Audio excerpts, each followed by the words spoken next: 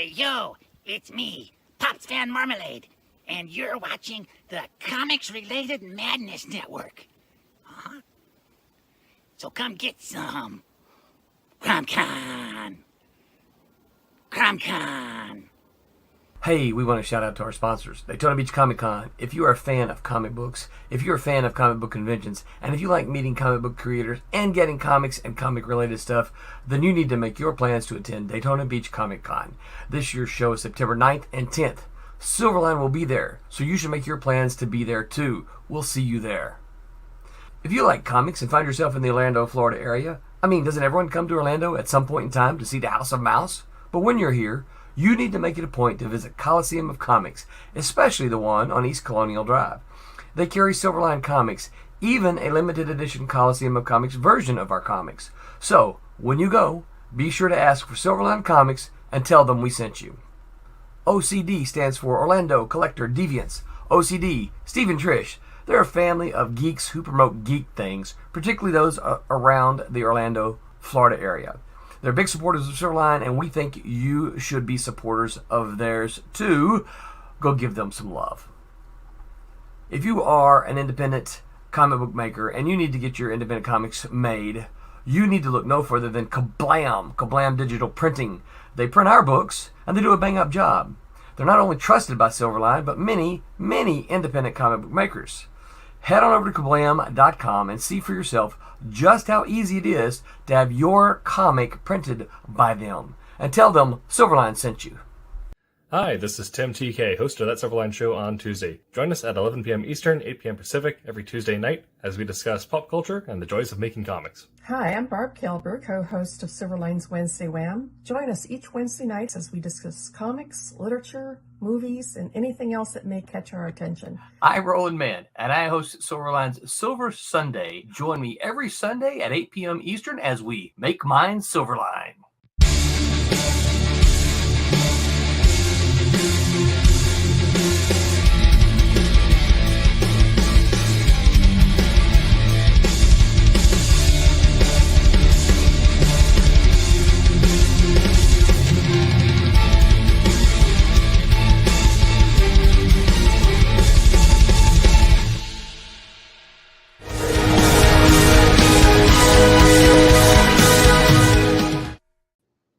Hello. Welcome, everybody, to another night of Wednesday Wham. I'm Kasisi Harris, a writer here at Silverline. And for the folks who may be joining us for the first time, let's kind of go around again and give a little intros of who we are and what we've done. So I'll just start with myself. I'm new. I am the newbie, the aspiring. So I penned a story in the Silverline Christmas issue that was Trump's, and working on a Silverline team-up issue with Tempest and Miss Fury that should be coming out soon. So let's head over to Barb. Okay, for the 57,000th time. I'm Barb Kelberg. I've been an inker for over 35 years. Worked for everybody under the sun. Yes, including the big two. And for the last 5 years, I've written and colored. So I'm done Cat and Mouse, inked Cat and Mouse, colored Sirens. And I'm writing, inking, and coloring my own book, Divinity. I'm also the CFO for Silverline, so I keep the books. And if I have to cut out tonight for a couple minutes, I have a cold. I apologize. So if I have to blow my nose, I'll do that off screen just to save you guys. Thank you. Yes. All right, Rob, tell us a little bit about yourself. Okay, for the 60 millionth time, yeah. Because we've been doing this for several years now. But my name is Rob Davis. I am a penciler, and sometimes I ink and I letter as well. I've been working in the industry just about as long as Barb has, about 35 years. Worked for the big two. I worked for began at a comics company called Now Comics that's long gone now, but really kind of took well, that's a whole episode right there. That's a whole episode right there. Oh gosh, yeah. But then actually really kind of hit my stride when I started working for Malibu at some of their smaller black and white companies, and then kind of transitioned that into drawing Star Trek Deep Space Nine for them, and that allowed me to do some other likeness intensive work at other companies, including DC, and I did a Saturday morning cartoon adaptation of Pirates of Darkwater at Marvel, and then the implosion came, boom, every company got smaller, and some of us kind of got left out in the cold because all my contacts had either already left the industry or, so it was fallow there for a while, but I am back now. I've been doing my own stuff for a while, thanks to one of our sponsors, Kablam, who prints our comics. I've been working with them since before Silverline worked with them, so they're great. But the latest thing that I've done is for Silverline is called Twilight Grim. Issue 2 of it is now in previews. So go to your comic shop, go to your online comic store if you have one, and order it. And if you can, get the first issue as well if you haven't, and catch up. So that's right. That catches us up to where I am. And that's a really great segue into reminding folks that we currently have a crowdfunder, and I've just posted the link. We have a crowdfunder going on for Teen Beetle #3. You can also get issues 1 and 2, plus any back issue of any Silverline book your little heart desires. Yep, that's where you go get those back issues of like Twilight Grim, Divinity, Trumps, Kayla, Cat and Mouse, everything. Kind of stuff. Everything that you can get every Silverline book under the sun on any of our crowdfunders. But please go and support the crowdfunder. We have a little bit left to go, and we need some more pledges. That's right. So if all of you who are listening and can't necessarily see the chat, head over to fundmycomic.com, right, and search for Silverline or Teen Beetle. It'll come up. Show your love, please, because it's a good story. It's very fun. A good book. Yep. Yeah, it's very old-fashioned throwback to the good old superhero days, where it's a family-friendly, very much reminiscent of the Silver Age of comics. A lot of fun. Very much silver, early bronze. Yep. Early Bronze Age. You betcha. All right. So what are we talking about? We don't know. I know. Here we go. I didn't get much warning, did I?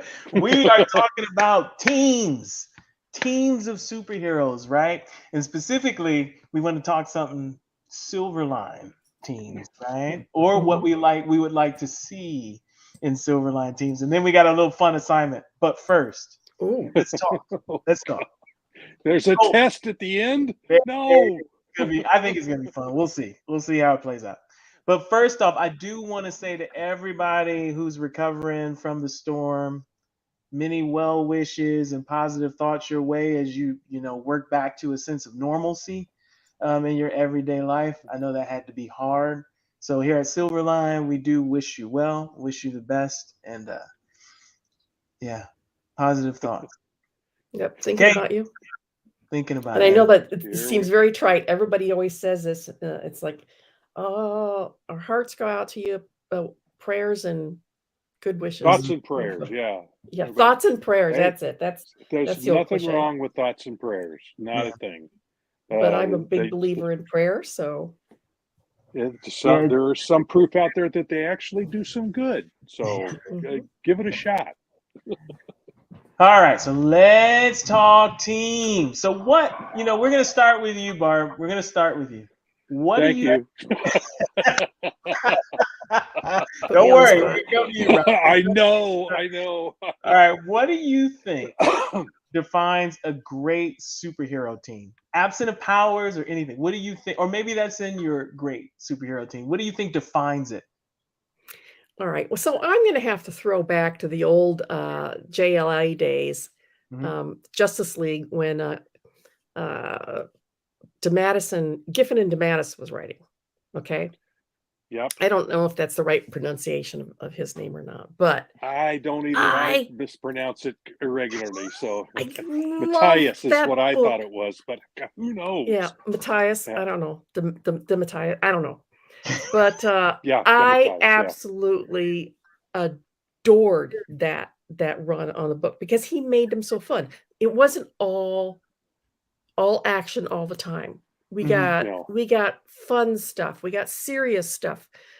We got them trying to become a cohesive family, and it really was. They were all living together in the JLA mansion or whatever it was, Mm-hmm. and they were pulling pranks on each other, or they were, we're out of peanut butter. It was just so fun, and I love the dynamics because it was like a one big family, and you got families fight, Mm-hmm. and they pull pranks on each other, but they always had each other's back in the end, and I really, really adored the whole dynamic of that, and that's when I think of a team. I think of a team as a slightly dysfunctional family, but Mm-hmm.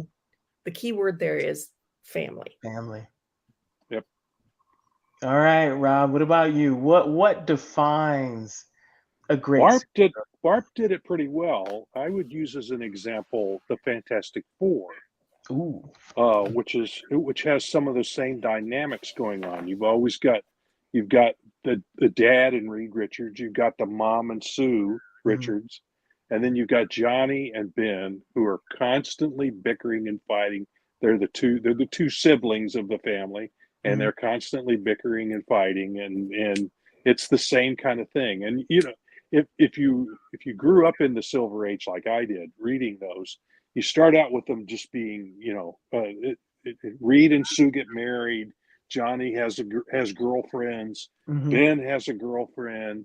They go through all this stuff, and it's in and out, and then it is a lot like a family. So a group like that, I think, is a team, because when it came down to it, if one got attacked, they all jumped in and helped. So it's very similar to what. It's basically just like having siblings.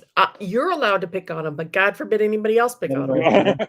Exactly. Now, this is interesting because what you're describing, right, is this family and the relatable dysfunction, and yet the relatable coming together of that unit is what makes this a great team. So compare like the Justice League to an X-Men. The X-Men obviously became very popular as a team, but do you put them on the same level as like that old Justice League that you mentioned? Like, why or why not? I don't, because, well, for me, the X-Men had a lot of there was a lot of tension. There was a lot of tension between some of the individuals. I mean, look, Logan and what's his face with the red ruby eyes? Scott. They both had the hots for the same Cyclops. woman, and that yes, Cyclops, and they both had the hots for the same woman, which creates a lot of tension, and I mean, and there were similar situations with some of the other team members. They didn't like each other or anything like that, and they didn't seem like some of them didn't make an effort to. So a lot less like a family. Yeah. And more of like a team because they had to be a team. Yeah. Yeah. You're going to work together because I said so. Yeah. I think it works it's the whole school thing. It was Xavier's school for gifted children. Yeah. So, do you get along with everybody teenagers. In school? No. So, oh Lord, no. So you're kind of thrown together, and it struck me as this is a bunch of misfits that have gotten together. It's not like the Avengers, which is all these superheroes that got together, like the JLA. All these guys these are all misfits. They were essentially loners and like nerds and oddball people are today. They were kind of outcasts, and suddenly they're thrown together. They're all outcasts. They're used to being outcasts, and now they've got a family that they don't quite know how to handle. It's like being adopted or in a foster family. It takes a while for you to get the dynamics going, and sometimes you don't ever get it going. Mhm. So I think it's probably more like a foster family That's than the other ones very who good are a full analogy. family. Now let's look at, and maybe your answers will be the same. I hope not. But when we think of like origin stories for teams, right? How important is that? And then can you name like a team that has like a great origin story, like that you really dug when you were reading it?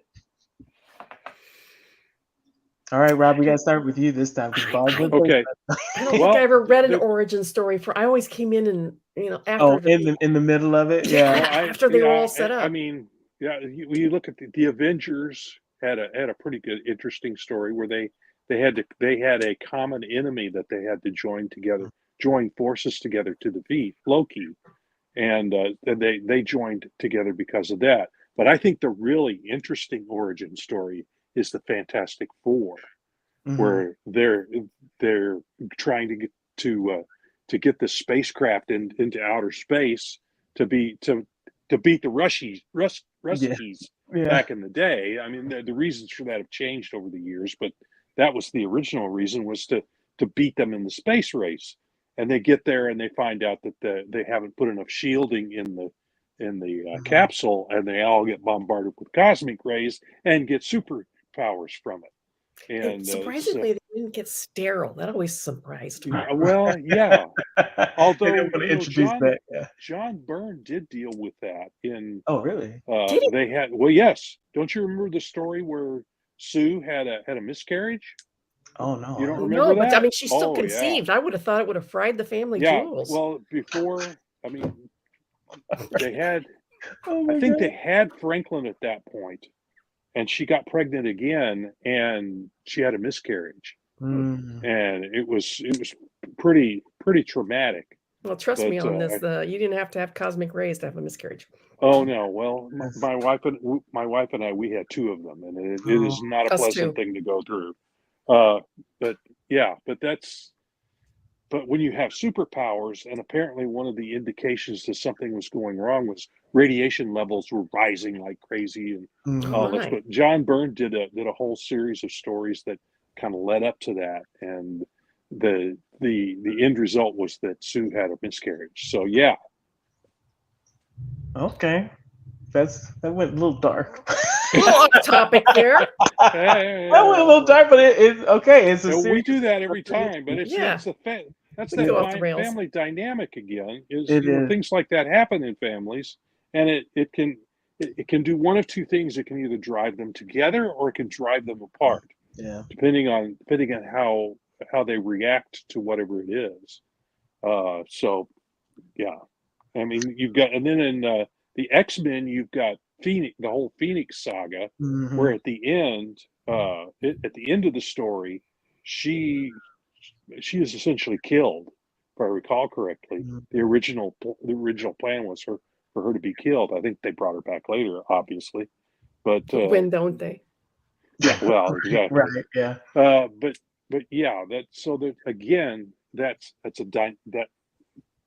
changes the dynamic in the team. It inserts something in. It makes it, there's the old story about stories aren't really interesting unless there's some sort of conflict going Yep. on.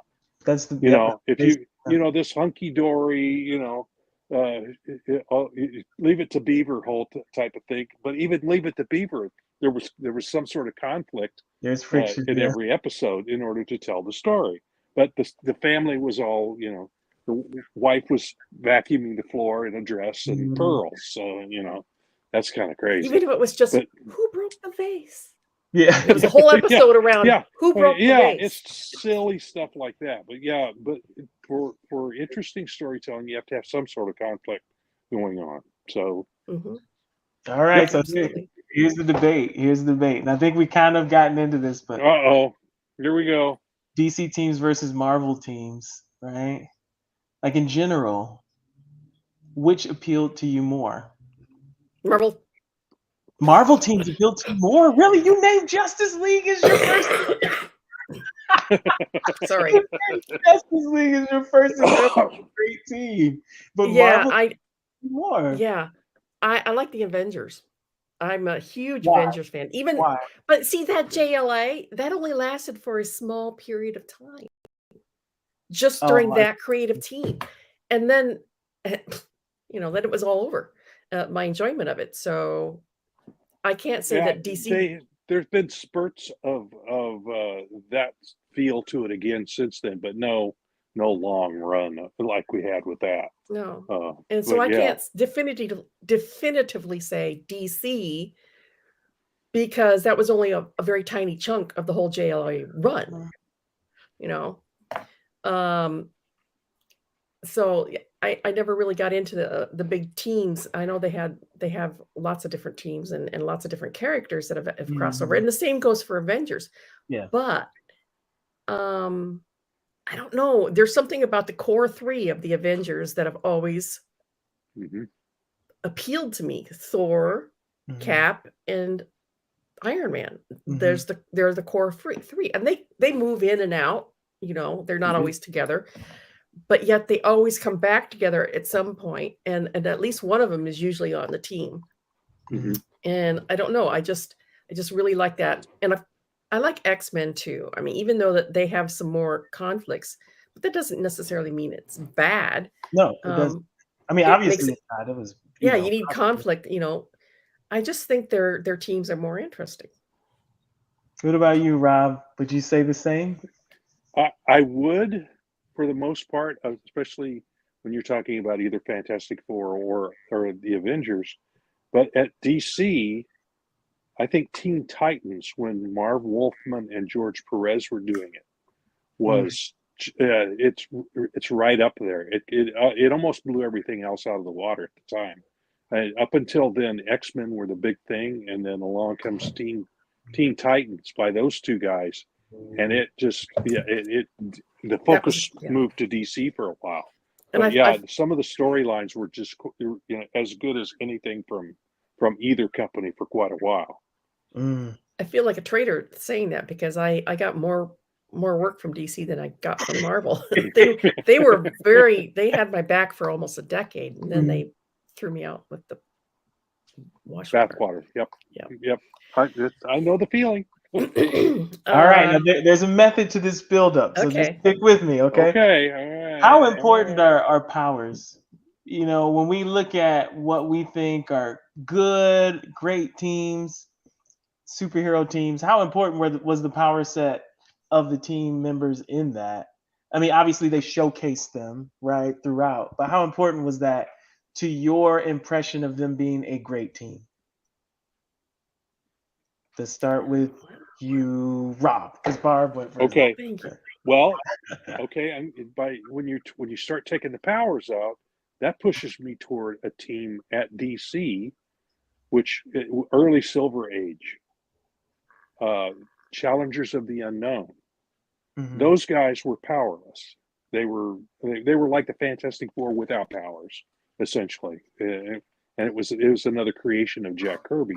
And those guys had an interesting dynamic going on with them, and they told some interesting science-based stories. So it's not absolutely necessary for them to have powers, obviously, but I mean there was a time there, especially into the Bronze Age of comics, where it was important. That was the reason they were there, is because they had powers. That's the reason we paid attention to them. Whereas I think the medium of comics, you can tell stories without the characters having superpowers. I mean, it's obvious. Yeah. I mean, but is that essential for you though? Meaning, is it? Think of a great team? No, it's not. It's not a 100% necessary ingredient. I mean, it adds an extra dimension or a dynamic to the milieu, to what's going on there, to the team, for there to be superpowers involved. And there could be this well, my powers are stronger than your powers. You could get that kind of thing going on. And some of the stories at like the X-Men were how they were practicing with their powers before they used them in battle, which I thought was an interesting. I hadn't seen that sort of take on superheroes before. These are guys just learning how to make their powers work. So they're actually going through their paces, and they have the danger room where they're practicing in a hologram to solidify the team and get them to work in a well-oiled machine. But and Teen Titans did things like that as well. So it's not absolutely necessary, but it does add another level of conflict to the whole thing. What about for you, Barbara? Is that like an essential element to a great comic team, or not necessarily? I mean, I'm a huge fan of Sherlock Holmes, so they didn't have superpowers. But going back to my favorite team, the Avengers, take away the powers of Thor, Cap, and Tony Stark, and what have you got? You've still got these three incredibly disparate personalities. You've got the God of Thunder, who's like arrogant and thee and thou, and you've got the man out of a time from the 40s, you know, who's self-righteous and apple pie, and then you've got Tony Stark, the billionaire, you know, which I guess could be called a superpower, all that money, but it's still, I mean, he's a sensual being, you know, he's a rake.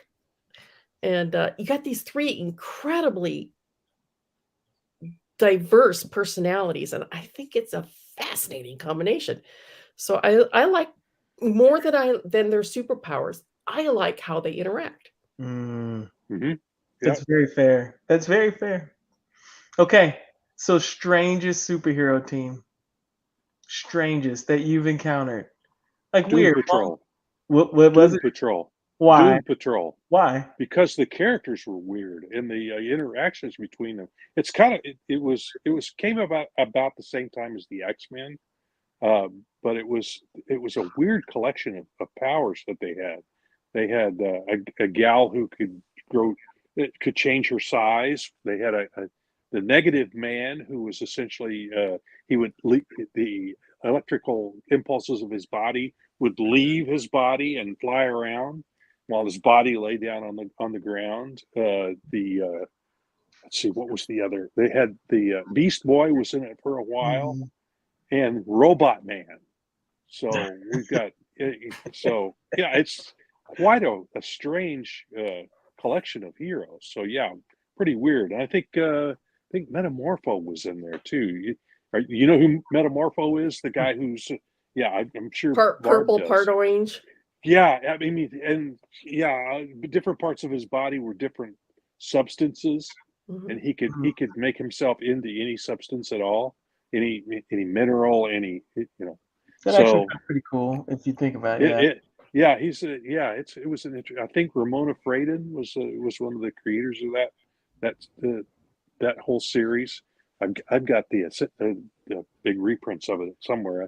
And I've read through it, and again, he was a weird character too. Had some different types of stories told with him, but that whole Doom Patrol, there was a little side of the DC universe that had some weird heroes in it, and those were the folks right there. But that would be my number one weird set of heroes.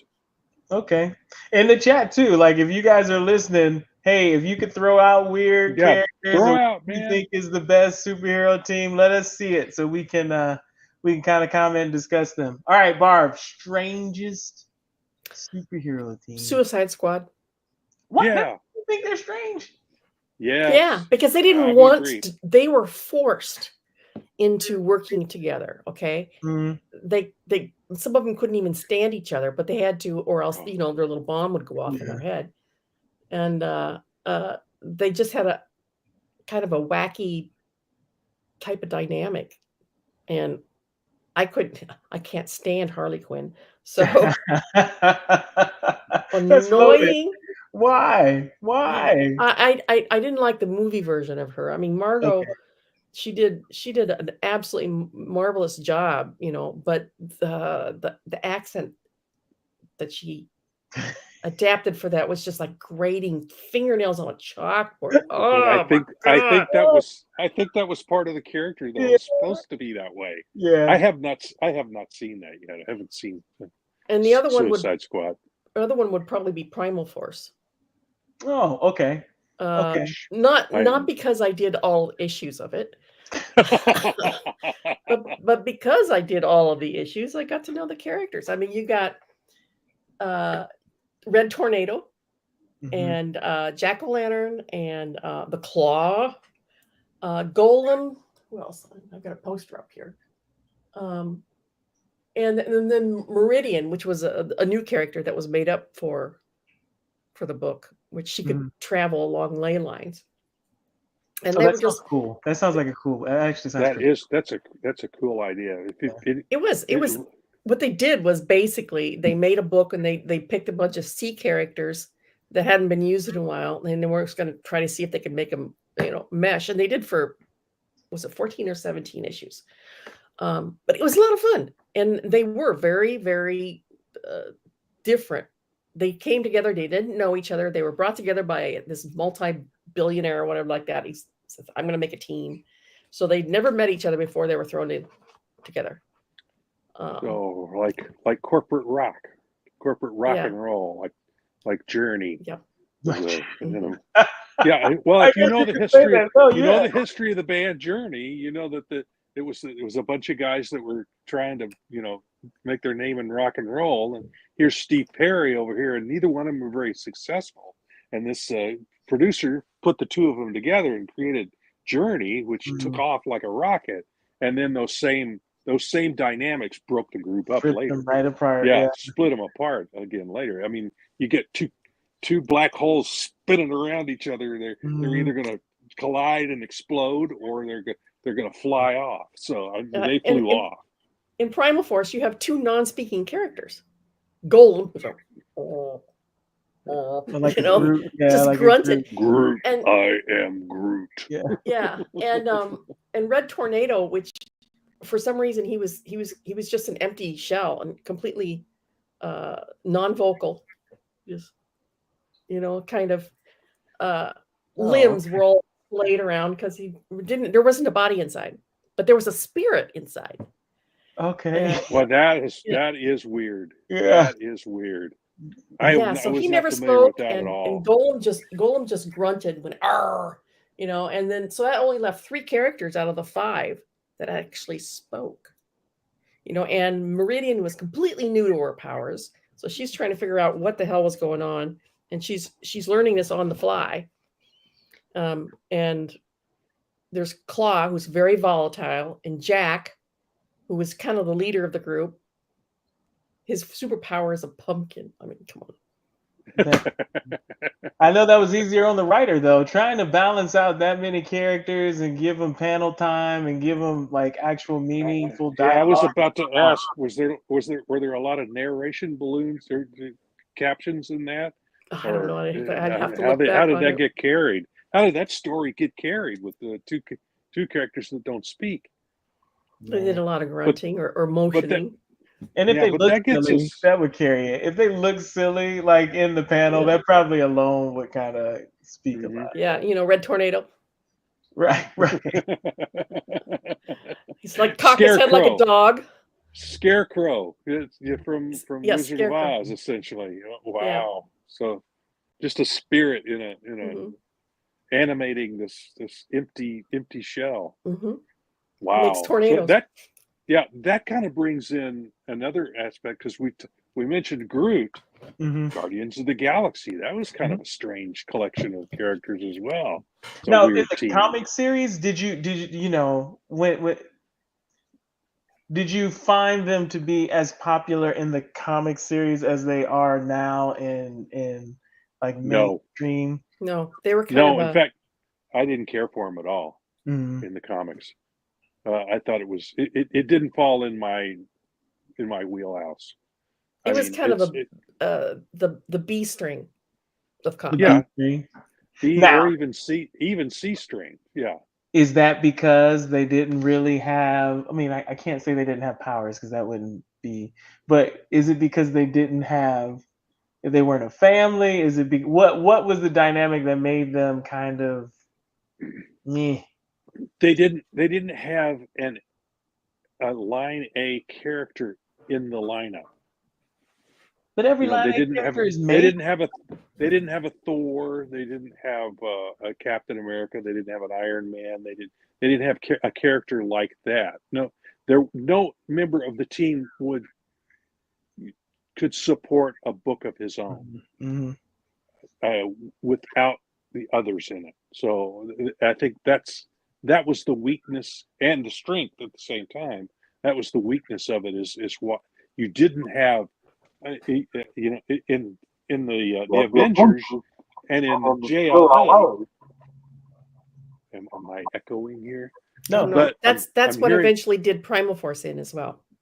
Yeah, but you've also got, as far as the comic book being popular, you've got, you know, Iron Man had his own book, Thor had his own book, yeah. Cap eventually had his own book, and Giant Man had his book. So those, you could pull the readership from those into this team.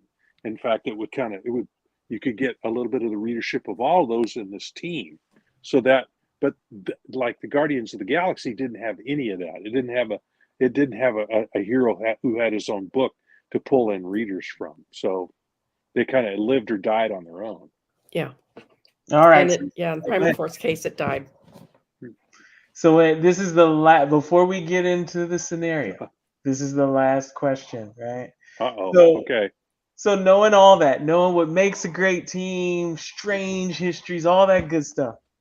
If you were to look at Silverline, who would be the dream team, the silver team? Who would that be? Pick, and you know, you can have a pick of any of the characters right now. Who would that be? We'll start with you, Barb. Who would you pick? Dream team. Dream team. And we've talked about this. And actually, I have a poster of the characters that I did for a one-off thing. Cat and Mouse with the Divinity team. Ooh. Yeah, that could be interesting. And eventually we are going to have them cross paths. It'll be an interesting crossover when it does happen. Mm-hmm.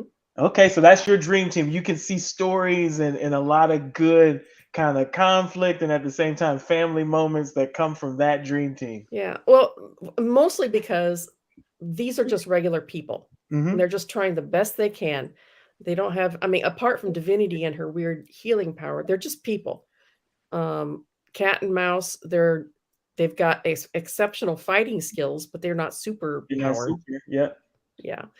And the same goes for Zach and Olivia. They're very well trained as Marines, but they're just normal people.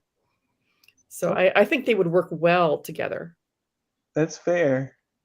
All right, Rob, you have the pick of the Silverline universe. Well, I'll tell you right now, Twilight Grim would not be on any team. Why? Well, he's a loner. He's definitely a loner. He barely accepts the help that he gets from the people around him now. So he would not join a team unless he was forced to by circumstances or whatever. So I could see that dynamic working well with just about anybody. That would be. I'm thinking with Divinity, that would be really weird. Because you've got Divinity who can heal people, and I wonder if she could heal vampires. Vampirism? Yeah, I don't think that's probably Yeah. going to be a thing she's going to have to run across in my universe. I mean, she probably won't even want to touch a vampire, right? She's a little girl. She probably wouldn't want to even. Yeah, exactly. But that'd be interesting. There'd be some weird dynamics there, but Twilight Grim wouldn't be on anybody's team. Okay, well, who? Okay. So everybody else is fair game then. Absolutely. Okay. I like the Cat and Mouse Divinity. I think I see Cat and Mouse as the linchpin of Silverline. I think it's the flagship book that we have. Mm-hmm. And I could see others coming in, forming a team for a short while, and then moving off back to do their own thing again. So it would be it'd be almost an Avengers type happening. Sure. There you go. Cat and mouse. Ooh, that's a foil cover too. Yeah, it It's a is. foil cover. Yes. Nice. Yeah, nice. But yeah, I could see that happening. Definitely with any of them. With the Sniper and Rook, I could see Sniper and Rook getting thrown in there. I can see a whole bunch of different ones being thrown. Yep. Sniper and Rook would be a good crossover with Cat and Mouse too. Mm-hmm. Would the Raymond say like Batman in a world full of metahumans? Yeah. Mm-hmm. Yeah. Yes. All right. He's always trying to keep up with those guys. He has to do it more or less with his money and wits. Yeah. And planning to kill them. I guess that's to kill all of them, I guess. His wonderful toys and gadgets in his suit. Yeah. Because he's just a squishy human underneath all that. All right. So let's talk, team. All right. I'm gonna read a scenario out to you. I'm gonna read it. I'm excited about it, okay? And then we're gonna play a game. Ooh. All right, and you will be get prizes? Well, not yet. We're not that well. But okay. You do get the honor of winning and participating, right? All right, so you are going to be called the Sentries of the Silver. So when I say that, it is you two, okay? Welcome, Sentries of the Silver. As guardians of our world, you have been entrusted with the power to assemble the right heroes when global threats arise. Today, the clock is ticking, and you're going to face one of the most dire challenges yet, okay? Intelligence has confirmed that Mr. E, the enforcer for a clandestine group known as the Table of Five, is on the move, right? And so the Table of Five has tasked Mr. E with securing the key, right? Which is a sophisticated encryption device created by a secret government program. When used, it can activate a highly classified piece of technology known as Project Insight, a device that can read minds within a certain range. Originally intended as a tool for national security, the device can tap into the thoughts of any person, breaking through even the strongest mental barriers. The Table of Five sees the potential to weaponize Project Insight for global manipulation. As an expert in espionage and subterfuge, Mr. E uses his connections and cunning to stay ahead of any counter efforts by the authorities. He's recruited two formidable allies. The Voice, who is a villain that is notorious with the ability to control minds through his speech. The Voice's reputation as a dangerous manipulator precedes him, right? He has amassed a following of devoted thralls over the years, using his powers to bend others to his will for his various criminal schemes. I want that one. I want that superpower. Right. At his side, at the Voice's side, is First Verse. And First Verse is a powerful and reclusive figure known for his superhuman strength, right? Once a soldier, First Verse's loyalty and service were corrupted when he fell under the control of the Voice, right?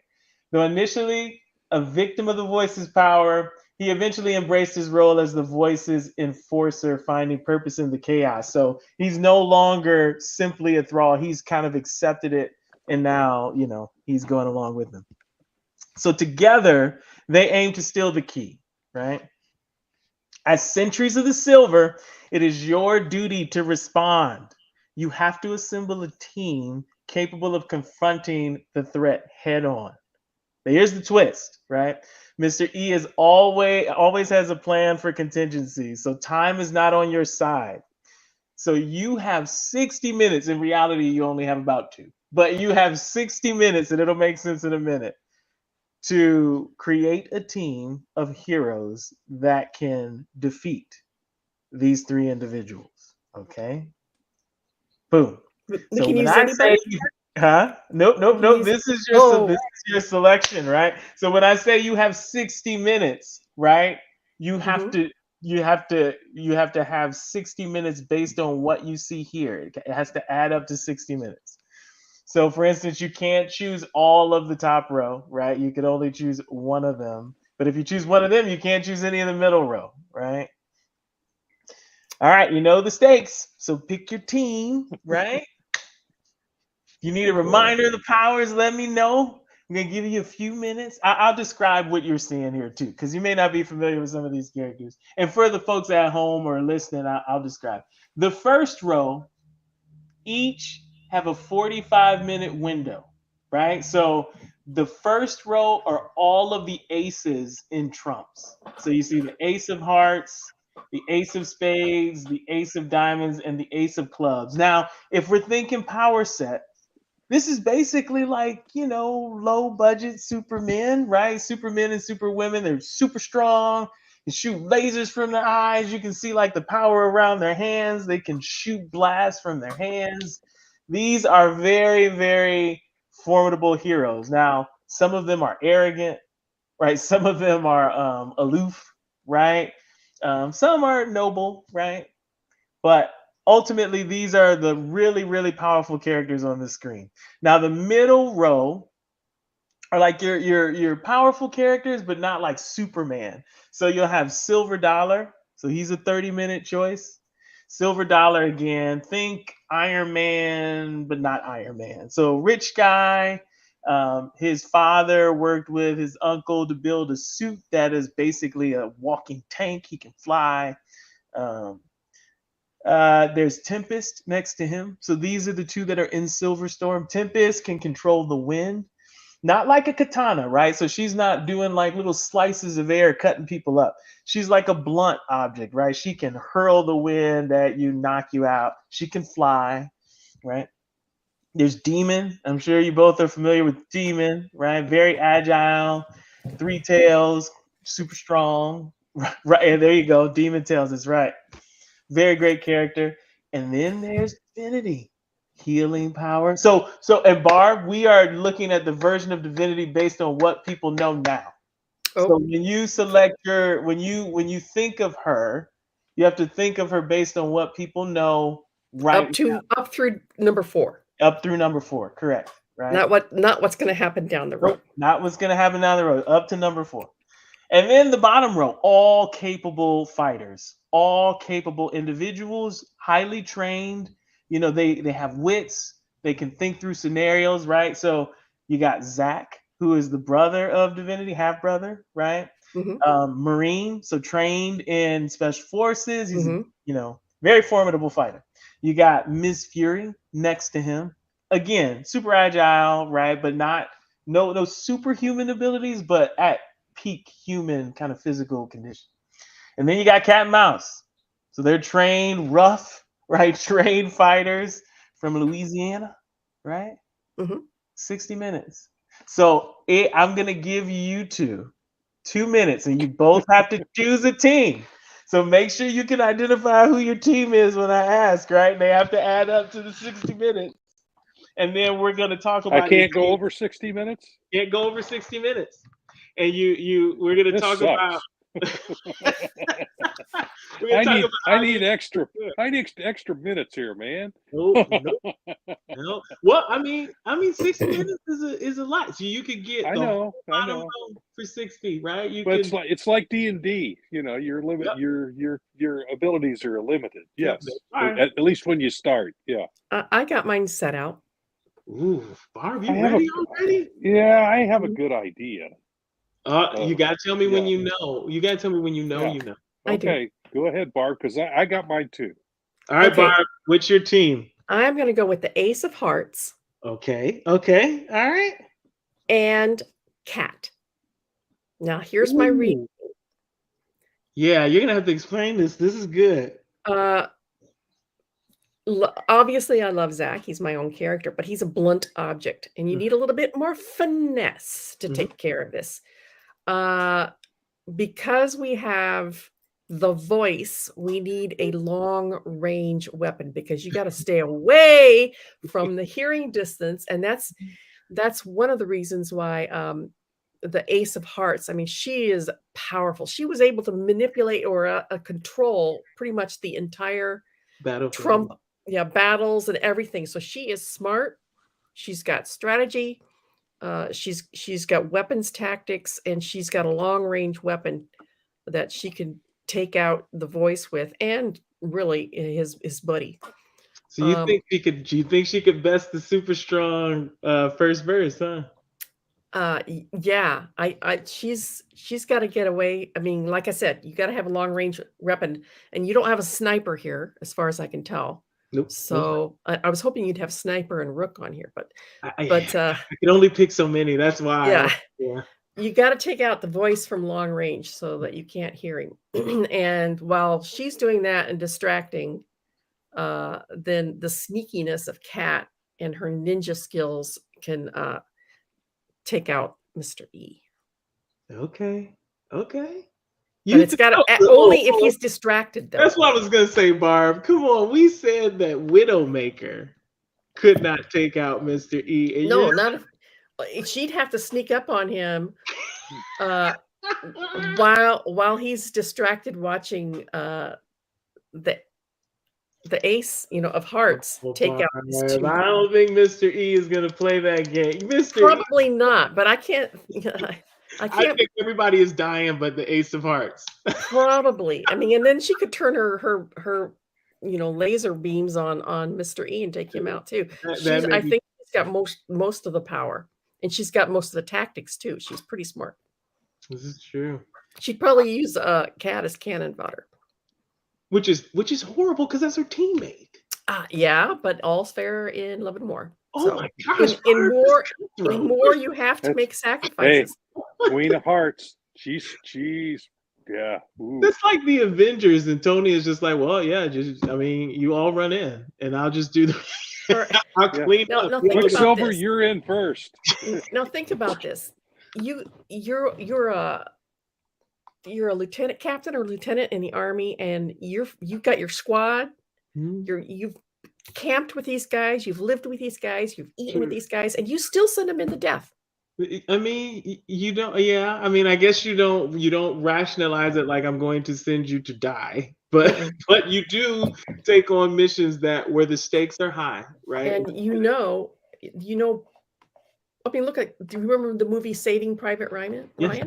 Right? Yeah, exactly. They knew they were probably going to lose some people along the way, but they still did it. The stakes are high, yeah. The stakes were high. I mean, that's different when you know it, but saying that she would use you for cannon fodder is like... I'm a realist. Oh my gosh. I've always been a realist. All right, Rob, who's your pick? 60 minutes. It's an all-female team. Ooh, okay. It's Tempest. Okay.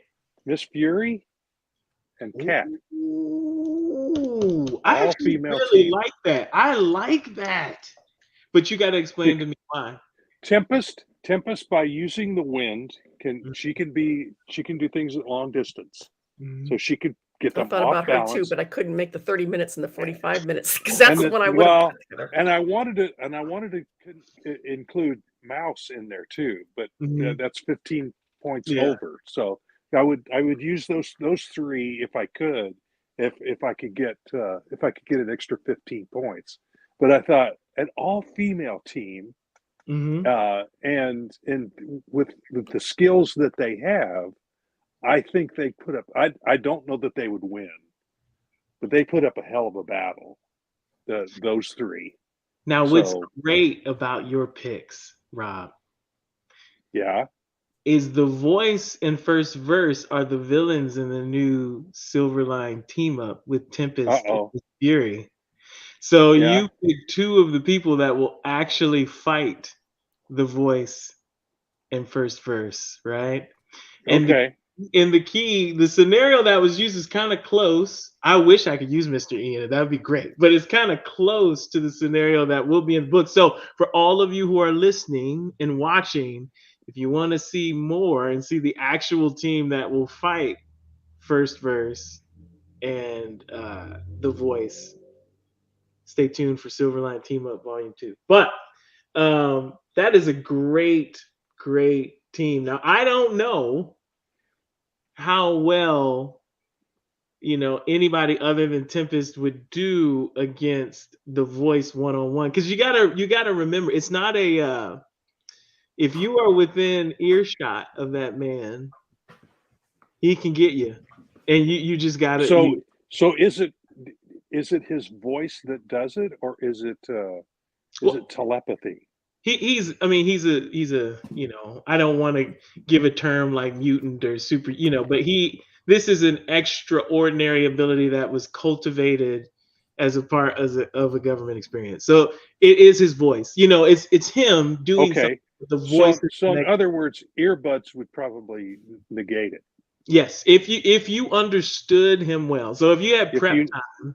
You knew. You need a sniper with a good SR-25 from very long distance, and yes, but you would need and that. A scope. You would need that in relationship to who he is, though. So he has like this thrall that is a superhuman guy, and he has a ton of folks that he's already. It's like going in a mall.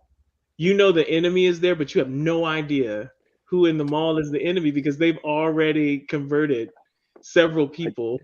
I just had a thought that Tempest could use as a weapon against him.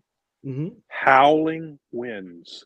They would howl so loud that you can't hear him. Yeah, if she was capable of doing that, yeah. Yes, so there you go. There's the yeah.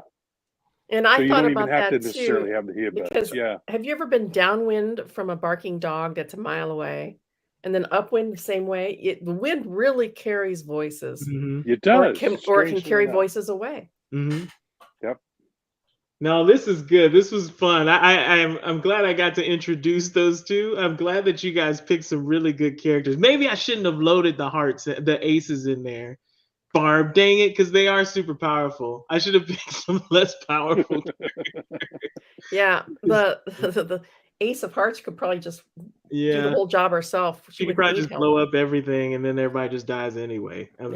Yeah. No, that was fun though. So if any of you are listening or watching and you want to see any of those characters, again, Teen Beetle is live. You can get all the books that feature any of these characters there, whether it's Trumps 1 through 4, whether you can't get Silverstorm. That's the only one you can't get there. But you can see Demon and the new Silverline team up with Miss Fury and Champion. Divinity, obviously, out there, 1 through 4, great. So you can see Divinity. Mr. E is part of the Divinity universe. So if you like Mr. E, yes, nefarious people, he works. You can see Cat Mouse out there too. So I encourage all of you, go pick up these stories. They're really great stories. They're fun stories to read. A lot of work went into them. So if you can, there you go. There's Trump. Beautiful volume, issue 4 right there. Autograph. Because I'm special. So pick them up. All right. Any parting word? Oh, yep. Divinity. You got all of them? Of course you do. Of course you do. Yep. There's Champion and Miss Fury Silverline team up, where you can see Demon, Miss Fury, Twilight Grant. There you go. Yeah, which is in previews. All right. Well, we have reached the end here. Any closing thoughts besides go buy the books, read some good stories? Ask your local comic book store to carry the Silverline books. We only put out one a month, so it's not like it's going to be a huge a hit in their pocketbook. Not a huge investment, but this, if they carry 3 or 4, that's if we got every retail store to do that, that would be a great thing. We could definitely hit some launching pad. I think as we get more and more books out there and we get our stuff out there where people can see it, and hopefully word of mouth gets around, I think people are gonna if you're looking for fun comics used to be fun, but they're all grim and gritty these days. These are fun comics. It's a throwback to the days when comics were fun to read, and it wasn't all grim and gritty all the time. But yeah, hopefully that will get out there, and maybe we'll grow our audience. And if anybody watching this can help us with that, hey, all the better. Contact us. Yep. If you know of any social media influencers that would be willing to give us a shout out, get a hold of us, please. Unboxing and unwrapping of the stuff. Yeah, that'd be awesome. Yeah, get Taylor Swift to do it. We'd be in like Flynn. Yeah, I know, right? All right. Well, until the next time, there is a thing that we love to say here at Silverline, and that is make mine Silverline. All right. Till the next time, everyone. He's trying to find his. Hey, I'm G-Rod. Make mine Silverline. You heard me.